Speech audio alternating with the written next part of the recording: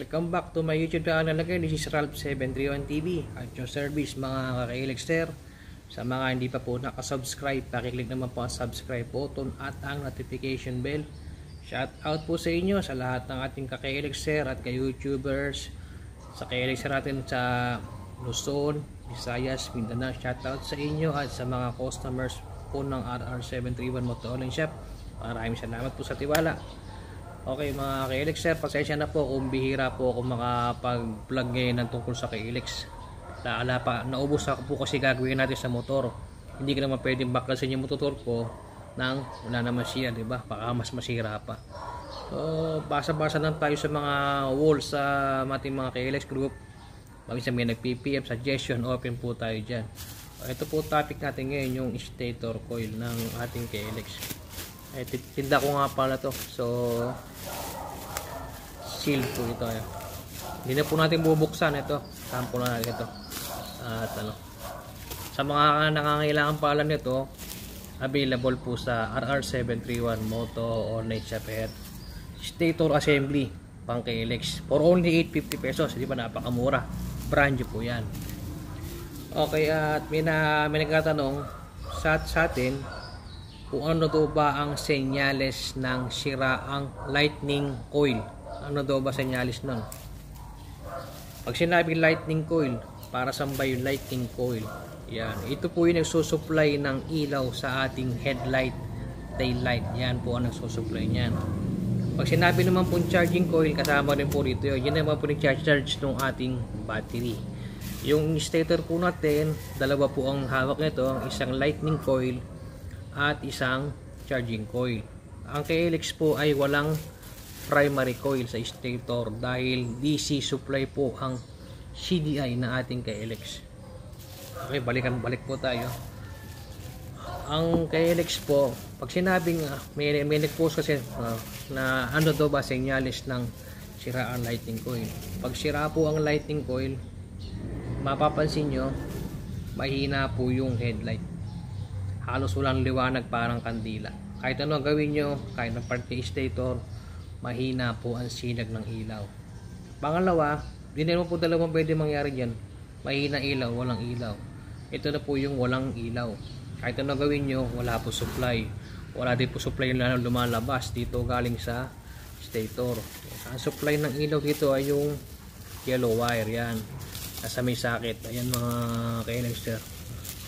Sa loob niya may yellow wire dyan. Yung yellow wire na yan po pupunta sa ating regulator. Siya po yung para makontrol ng regulator, yung papasok po na voltahe bago pumunta sa ating mga ilaw. Kasi pag hindi po dumaan ng regulator ito, sasabog ating mga bombilya. O ganun po yung mga ka-Elixter. Tataan muna pa kaya nga po regulator, para regulated yung voltahe. So yun na po mangyayari doon, dalawang klase. Kung di mahina ilaw nyo, wala kayong ilaw.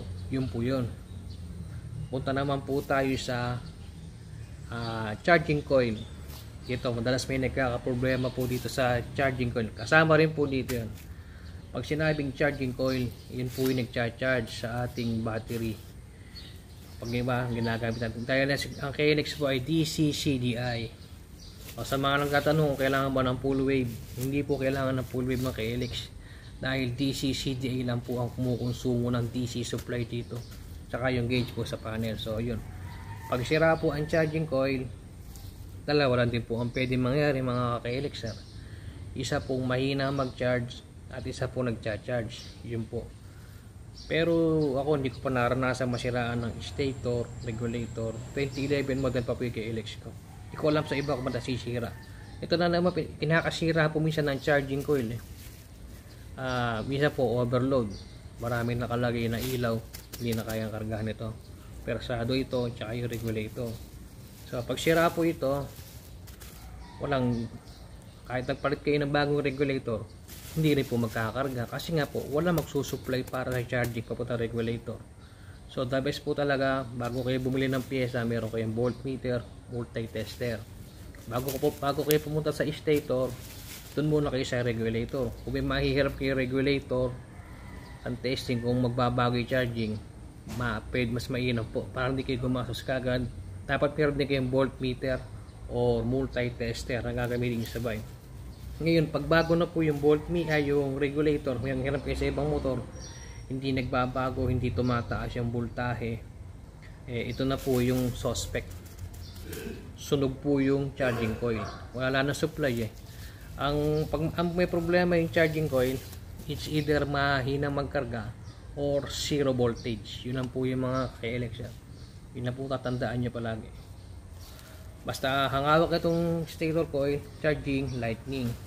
At ito yung kasama rin pala dito yung pulser.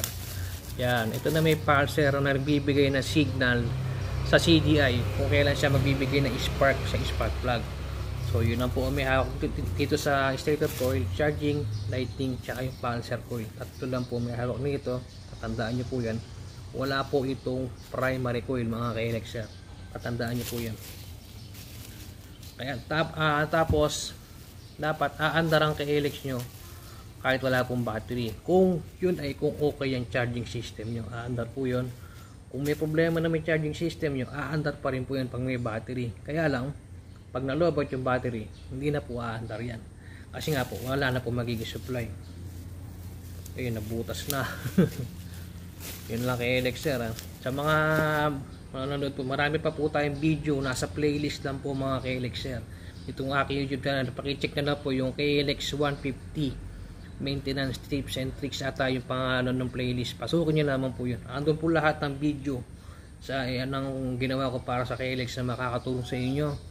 At kung may nagustuhan kayong video ron o kaya makakatulong sa kapwa nyo, pakishare na rin po yung mga video, pakilike na rin po at comment na rin po. At maraming salamat po. Hanggang dito na lang po ating video mga KLXer. At maraming salamat po sa lahat ng patuloy na sumusuporta sa aking munting YouTube channel. Hindi ko po mararating to kung wala kayo. Nagsimula po ako sobrang liit, pero mabagal man yung aking paglaki, ayos lang po, basta tayo umuusad. Kaya maraming salamat po sa suporta. Sana po hanggang huli magkakasama po tayo. Okay, dito na lang po at pa-subscribe na rin po. Thank you.